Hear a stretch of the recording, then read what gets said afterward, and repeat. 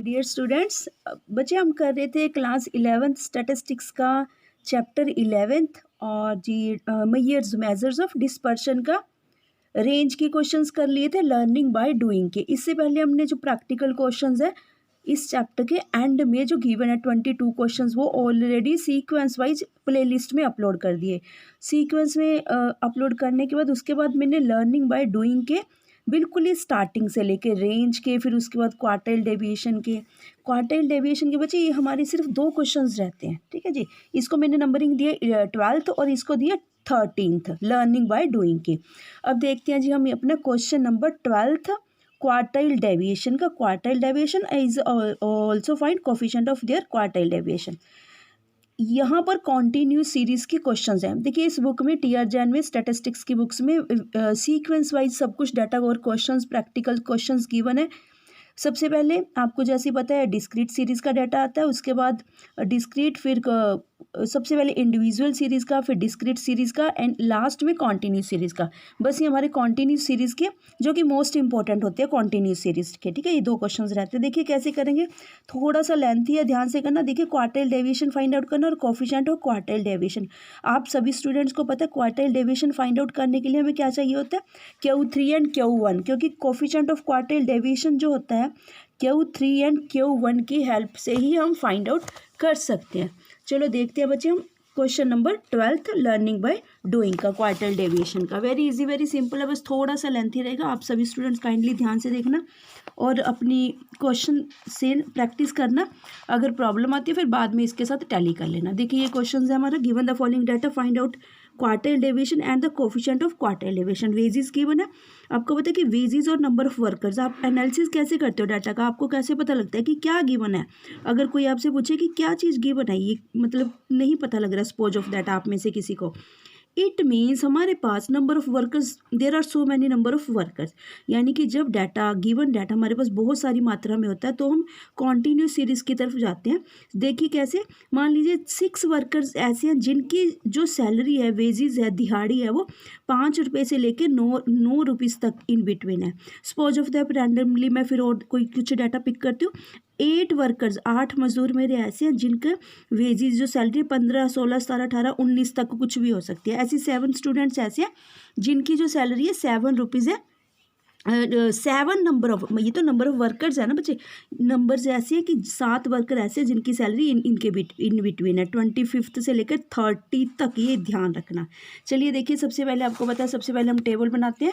Table में हमने क्या फाइंड आउट करना होता है, कॉन्टिन्यूस सीरीज क्वार्टाइल डेविएशन की सबसे बड़ी पहचान क्या है जी, CF निकालना होता है। हमने CF फाइंड आउट करा, CF को ध्यानपूर्वक फाइंड आउट करना है। 4 ये सब, ये वाला इधर ही लिखना है, ये ध्यान रखना। एक क्वेश्चन में मेरे से थोड़ी सी मिस्टेक हो गई थी, जो ये हम फाइंड आउट कर लेते हैं ना CF, इसको स्टार्टिंग में लिखना। देखो गलत कुछ भी नहीं है, बट एक होता है ना कि डेकोरम बना हुआ है कि हाँ भी हमें सबसे पहले ये फाइंड आउट की हुई CF को स्टार्टिंग में लिखना अच्छा लगता है, क्योंकि प्लस क्या कहता है, कैसे भी लिख दीजिए गलत नहीं होगा, पर लिखना स्टार्टिंग में, ये आपस में मैच कर जाएंगे, इट मीन्स हमारा CF ओके है। चलिए उसके बाद हम Q1 फाइंड आउट करते हैं। Q1 फाइंड आउट का पता है आपको कि जब कॉन्टिन्यूस सीरीज होती है हम क्या करते हैं, n/4 मतलब हमारे टोटल नंबर ऑफ स्टूडेंट्स कितने हैं, 40/4 10th साइज CF में कहाँ एग्जिस्ट कर रहा है बच्चे, देखिए 10th नंबर ऑफ साइज यह एग्जिस्ट कर रहा है। इट मीन्स हम ये वाली सीरीज को पूरी को उठा लेंगे। ठीक है, अपना जो हमने उसमें फॉर्मूला में पुटअप करनी है L1, यानी कि L1 मेरा 5 हो जाएगा यहाँ से ना, यहाँ से F, ये प्रीवियस हम CF लेते हैं, सारा डाटा यहाँ से पिकअप कर लेंगे। बस ये ध्यान रखना, क्योंकि मेरा जो CF है यानी कि 10th आइटम नंबर यहाँ एग्जिस्ट करती है Q1 के रिगार्डिंग। देखिए फिर से यहाँ से, ठीक है बच्चे, यहाँ से देखिए ध्यानपूर्वक, 10th item lies in group 5 to 10 and falls within the 10th CF of the series. Formula में Q1 पुट अप कर देंगे, L1 + n/4 - CF upon F into I और C both are equal. I means common factor, यानी कि जो class intervals में common value क्या रहती है उसको हम I बोल देते हैं। I कह दीजिए या C का भी मीनिंग सेम ही होता है, क्लास इंटरवल। यहाँ पर आप मेंशन करना चाहो तो बच्चे मेंशन कर देना, अदरवाइज आपने खुद ध्यान रखना है कि इनका मीनिंग क्या होता है सभी का ही, ठीक है। L1 क्या होता है। चलिए अब फॉर्मूला में पुटअप कर देते हैं, सब्स्टिट्यूट कर देते हैं। वैल्यू सब्स्टिट्यूट करने के बाद Q1 क्या आ गया जी हमारे पास F। इसको थोड़ा सा ध्यानपूर्वक करना, कई बार मैनी ऑफ द टाइम्स बच्चे यहाँ थोड़ी सी मिस्टेक कर देते हैं, थोड़ा सा ध्यान से, बस कुछ नहीं करना, जस्ट यहाँ से डायरेक्टली आप कट कर दोगे। 10 - 4 6 आ गया, 6.6 वो आपस में कट जाना है।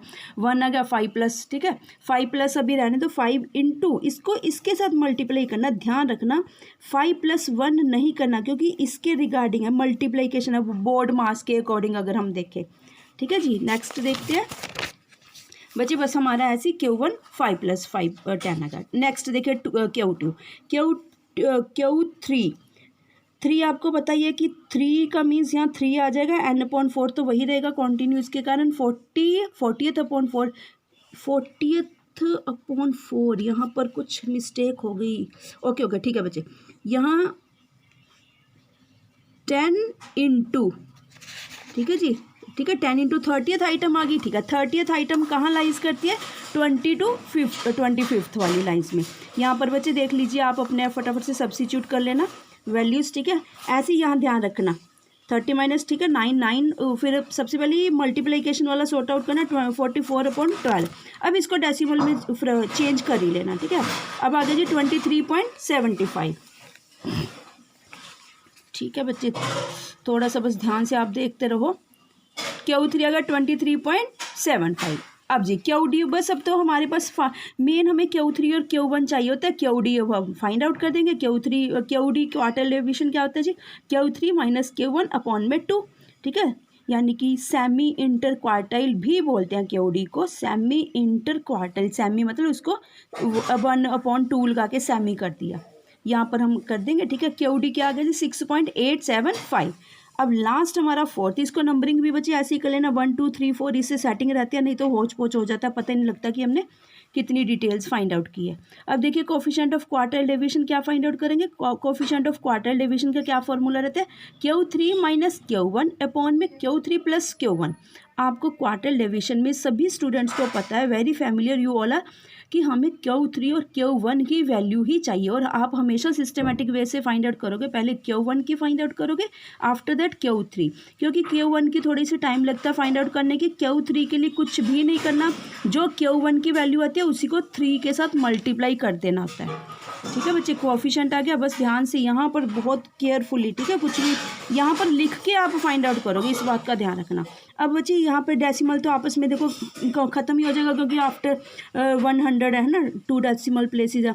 अब इसको इसके साथ ध्यान से फिर से करोगे, यहाँ से देखिए बच्चे, ठीक है। आपने बहुत केयरफुली देखिए यहाँ रख के सब कुछ इसलिए किया जाता है, अगर बाई चांस आप अपनी फ्रेंड के साथ टैली करना चाहो आंसर कि नहीं मिल रहा है, मेरी यहाँ मिस्टेक आ गई, तो आपको यहाँ से फिर से चेकआउट कर लोगे। अगर कहीं कहीं इसका रफ वर्क कर दोगे तो दिक्कत आएगी आपको बच्चे। इसी के साथ ही हमारा question number 12 learning by doing का क्वार्टाइल डेविएशन का chapter 11 class 11 statistics TR Jain का कंप्लीट होता है, ठीक है। कोएफिशिएंट QD आ गया 0.407।